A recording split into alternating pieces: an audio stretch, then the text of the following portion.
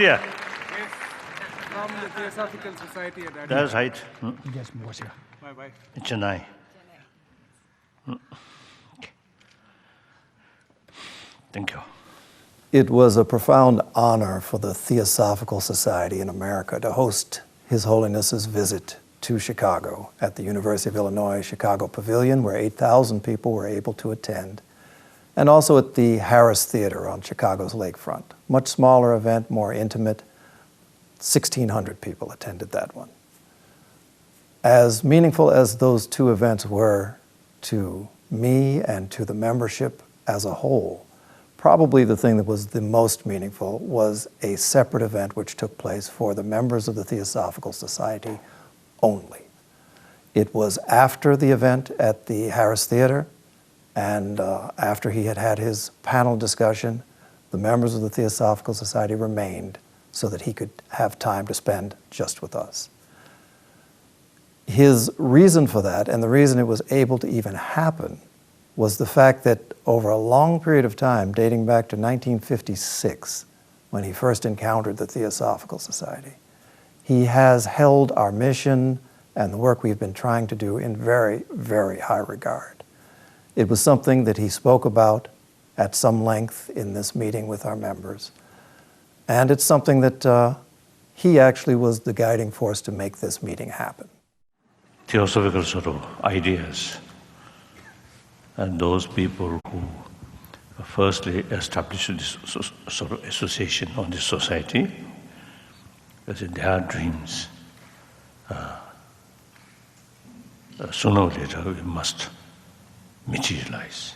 So more sort of educate. And then if possible, the theosophical sort of idea, respect all religions, and meantime, at least get some sort of knowledge about these different religious traditions. I think that's very important. Not just seeing mere different sort of symbol of different tradition or teacher, just to know Buddha, not sufficient. We must know the essential part of Buddha's teaching. Similarly, other tradition, you should get some sort of basic information. I think that important. Then meantime, you can make sort of comment the essentially same practice, same effect. I think that's the way to educate people. This morning is mentioned, particularly those a little bit hardliner. They should sort of have the opportunity to learn the value of other tradition. So that's, I think, your sort of immediate task. And then also, if possible, this is some seminars, some discussions about the sameness of essential part of practice, all major tradition. Say in some universities, in some sort of education, In the academic institutions. Mm-hmm. I think that also, useful.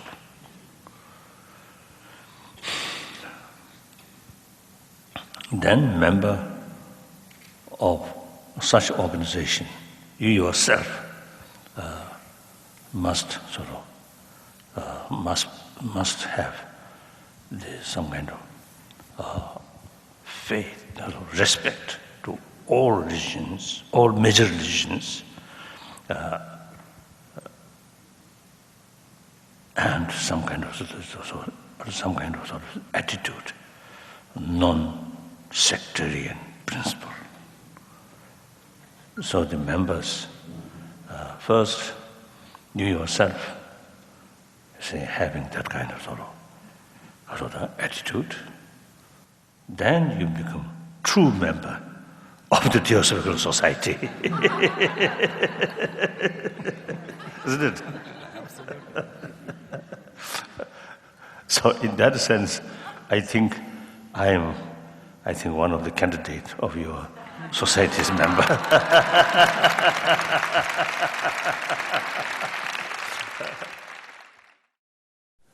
During the members' meeting, the Dalai Lama took the first part of the meeting to really talk about the Theosophical Society and his high regard for it.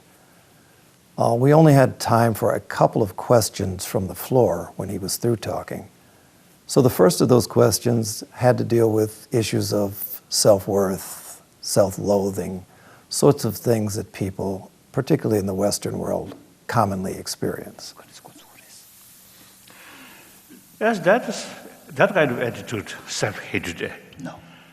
That's, I think, essentially too much impatience. At the meantime, deep down, some kind of unrealistic ambition, right? And then too much impatience. So then, thing which you want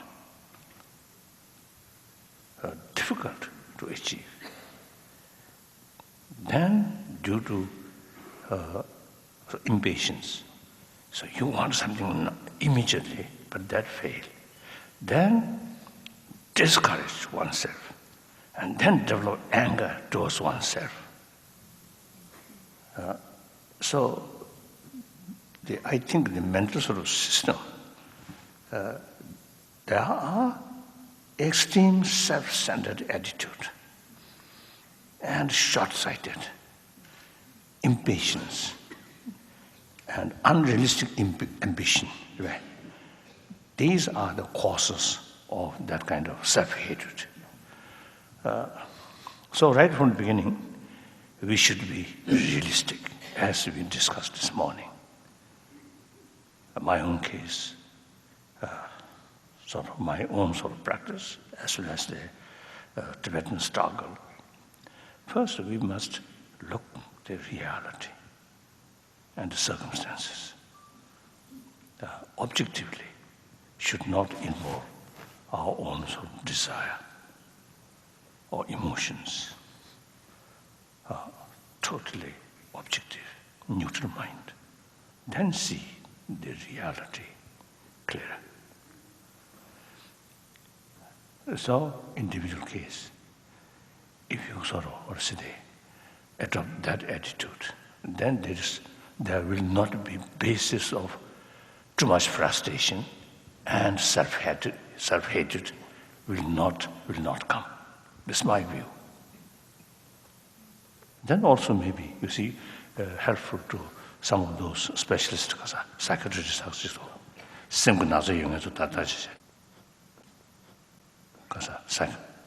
Psychosis. or this psychotherapist. So I think you should consult or discuss some of those, specialists. Second question was from a woman who was one of our members who asked him about his memories of his last day in Lhasa, Tibet, right before he fled the Chinese occupation.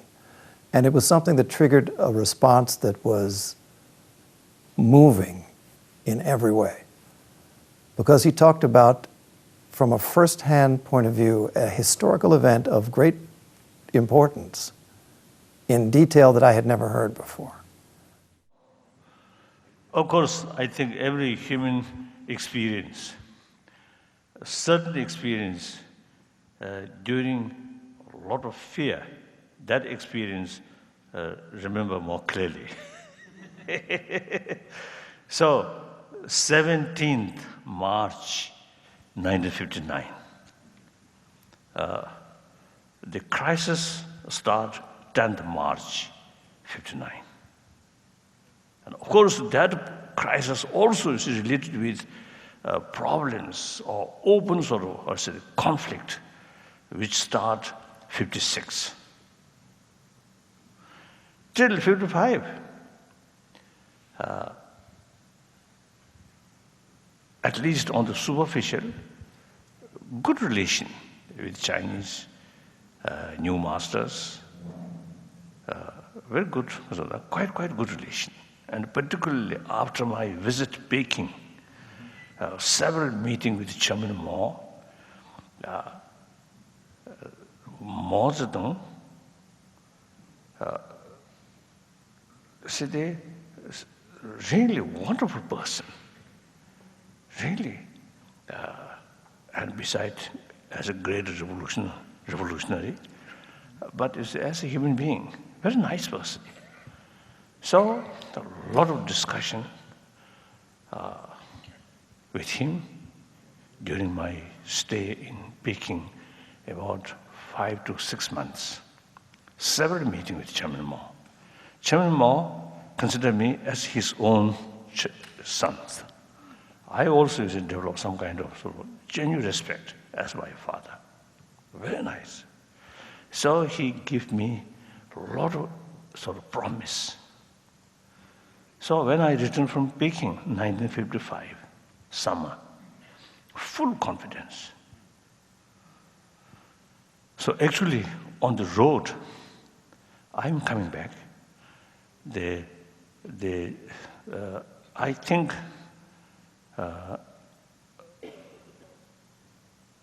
something, I think military rank, I think Major General or Lieutenant General, according to Indian rank, the General of the 18th Division. He coming from Lhasa to Peking. On the road, we met. And then I told him, last year, 54, when I'm coming this road to Peking, a lot of anxiety, a lot of fear, doubt. Now I'm coming back the same road, full of confidence. So, but then 56, uprising started from eastern part of Tibet. So that lead 59 crisis. So some people get the impression 59 10th March, all of a sudden these things become that kind of problem. No. A lot of sort of because of the causes and conditions. So in any way, 10th March, demonstration, big demonstration started. Then we already know, now no hope, only crushed by Chinese forces. But I try to cool down the situation in the next about a week. Then every night, Chinese military movement with a big gun, every night moving towards Lhasa, coming from sort of what's it? Some actually come from China itself, like that. So later I was told some Chinese soldiers, very tough soldier, who have the experience in Korean War, fight with American forces or United Nations forces. So that group, particularly that group, brought to Lhasa in order to crush. So then, and other side, I told Tibetan, should not concentrate in my place. Now please return to your own home. You can put some representative, and then we can discuss and we can communicate with Chinese. But Tibetan, they determined remain at my place in order to protect me, like that. Then meantime, we also notice in other side of the river, the Chinese, the artillery sort of brigade there. So from Podala, some Tibetan who through binoculars, they notice there are some activities going on. So then every sign, real danger is coming. Then the very day, 17th March, I decided, now I'm leaving. So the local time, Lhasa Standard Time, local time, 10 o'clock. Indian Standard Time, I think around 9 o'clock, around that. 1 hour differences. One hour, I think 1 hour differences. So exactly 10 o'clock p.m. Lhasa time, I left. So there, because of the circumstances, I have to sort of act some kasurda bada, gokodaya. Trick. Trick. From my place, my room, firstly, the light, dimmer. Then I come out with ordinary Tibetan sort of cloth. And this right hand, one rifle. Then act as a bodyguard of one Tibetan officials. So officials should go front, I follow with that gun. And you see, have to remove my glass. So then walk, I think perhaps at least 1 kilometer, 1.5 kilometer or something like that. And road is not good. So more walks, this rifle becoming heavier. Then cross river. The other side, some sort of preparation there. Then on horse we go. The road along the river, just the other side, Chinese military camp. We can see Chinese soldiers there. So we completely, without flash, these things, we completely dark. But however, the horses, No, the trots, the horse trotting, the sound of the horse trotting. Some sound. So we very much afraid. Oh, if they heard, if they pay some attention, then some sort of group horses going. So there's real danger shooting. So that's the moment how I escaped from Nobuling. Then next morning, the whole night we go like that way. Then next morning, then we reach one passes and cross that pass. Then less danger, no Chinese soldier there. And that way, then finally reach India.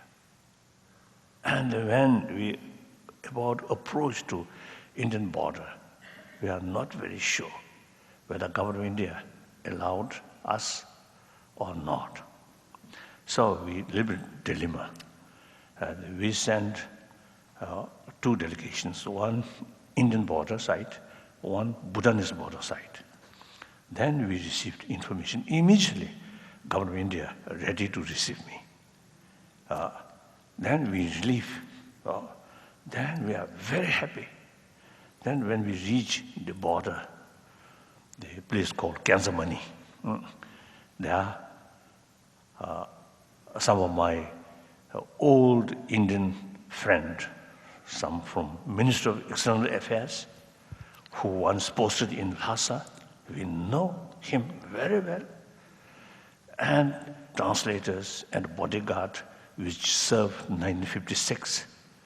So we already, you see, these people already become a very, very old friend. So when I saw their face, I feel tremendous sort of happiness and joyfulness. So that's my experience.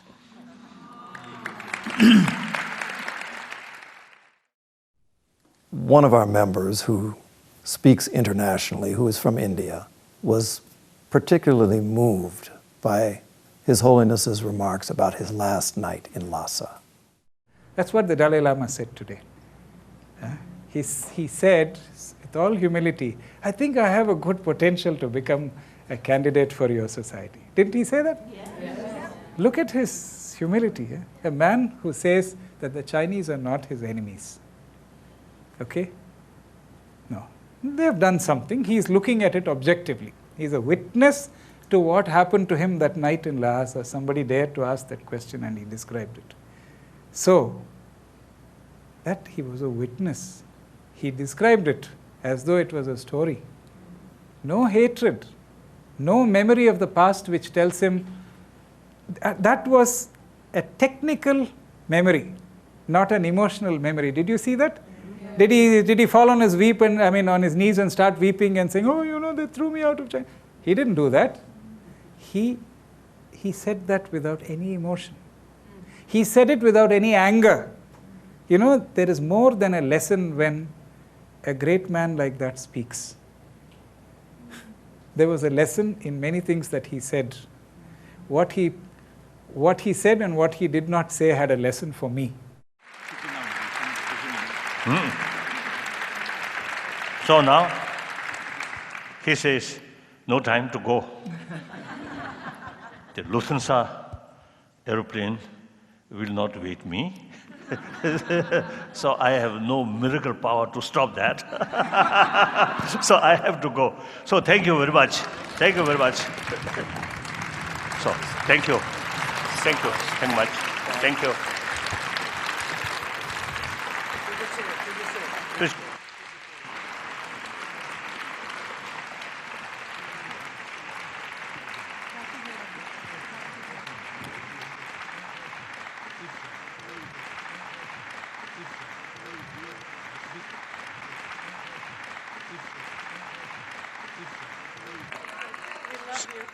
Thank you. Thank you. Thank you. See you again. Thank you. Thank you. Thank you. Thank you.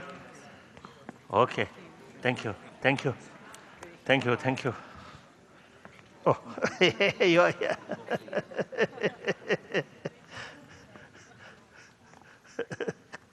Bye-bye. Bye-bye.